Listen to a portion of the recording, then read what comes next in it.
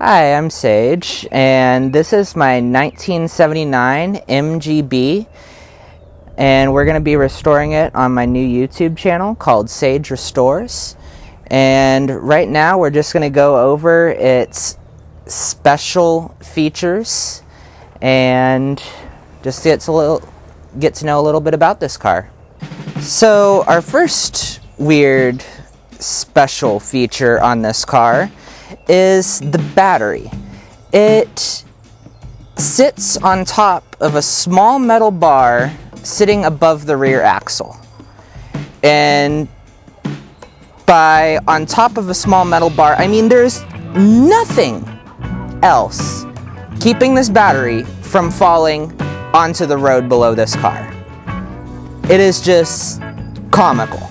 Our second special feature is this hideous rubber bumper, which, by the way, adds about 400 pounds to the car, which only has a 90 horsepower engine in it. Probably more like 85 now that it's 40 some odd years old. Another odd feature on this car is that the license plate bracket for this car actually isn't on the bumper. It is underneath the bumper. Also up front, we have the horns. We have not one, not two, not three, not... Actually, yes, we do have 4 horns.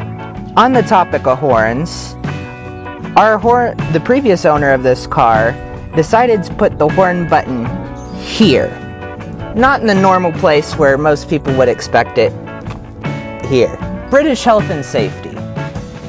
They have a car with a ginormous exhaust leak. If this top is up, you are fumed.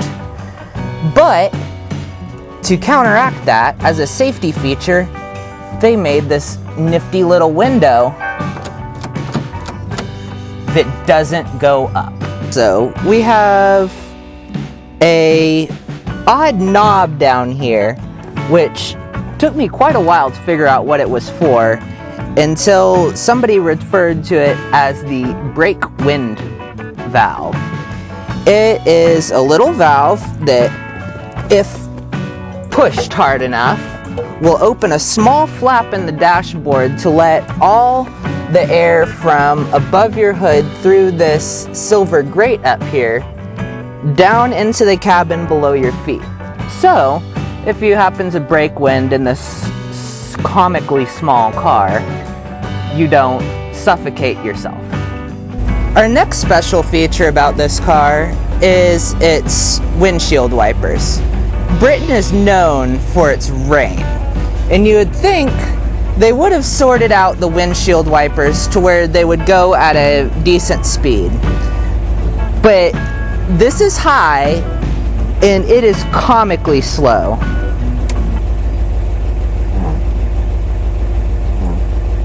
So the next special feature I want to talk about on this MG is its shift pattern.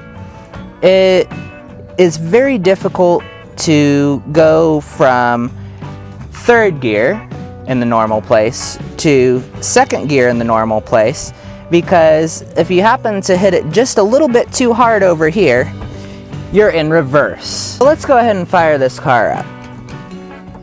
Clutch in. Choke out. Oh.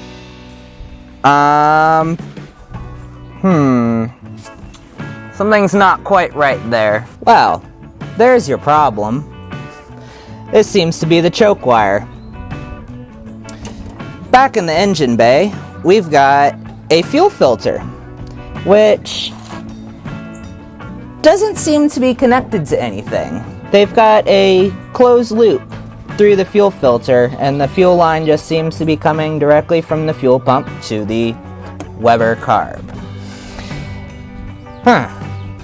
Also in the engine bay, we have this, what I imagine to be a sound deadening insulation that's just decaying down on top of the poor 88 horsepower engine. We're gonna do a short montage for you guys of British wiring. So this is our MGB's wiring diagram. Quite a mess. And after looking at this, I'm not sure if these random fuses that happen to be skewed about the car all over the place. I mean, inside body panels, underneath the dash, in here, just random fuses. So, another special feature about this car is we got turn signals, hazards, and lights that work on some sides, don't work on others, and sometimes just don't work at all. See for yourselves.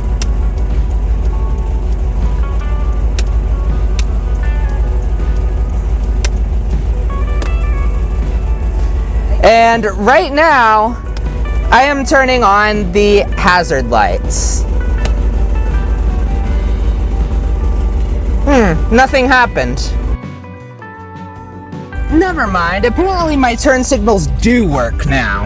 Another special feature about this car is we have these holes on both the rocker panels. They don't look to be rust holes, but they certainly do let water inside the panel so everything inside can rust from the inside out. British Health and Safety, they really got seat belts down.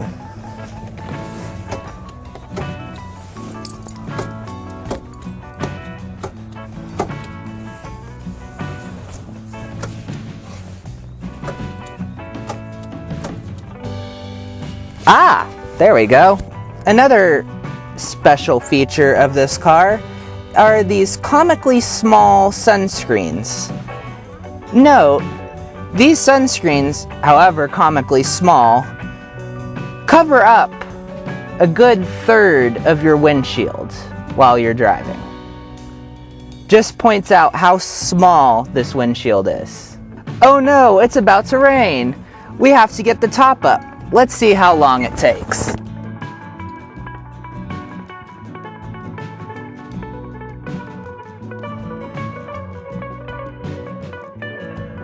This key locking mechanism, they found it necessary, instead of redesigning the locking mechanism like a normal car where you can actually pull the key out, they decided they were going to stick an instruction sticker on top of the steering column so it could walk you through how to remove your key out of this.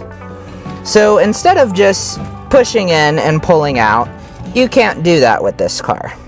You have to turn it to 1 on the thing, the ignition, and it has to be precisely there or else this will not work. You push in the key, turn it to 0, pull it out, push it back in, push it halfway up to 1, and then it pulls out. Only thing that I think British cars have going for them is their hood closing mechanism. I don't know how many cars I've worked on that have hoods that will fall down because they have this complex piston system that holds up the hood. This car, you push up the hood, push in this little knob, and it goes down. And if you want it to stay up, you push up the hood, it clicks in, and it's up. In our next video, we're going to talk about what we're going to be doing to this car to make it drivable and ready to go to the car shows. Sit.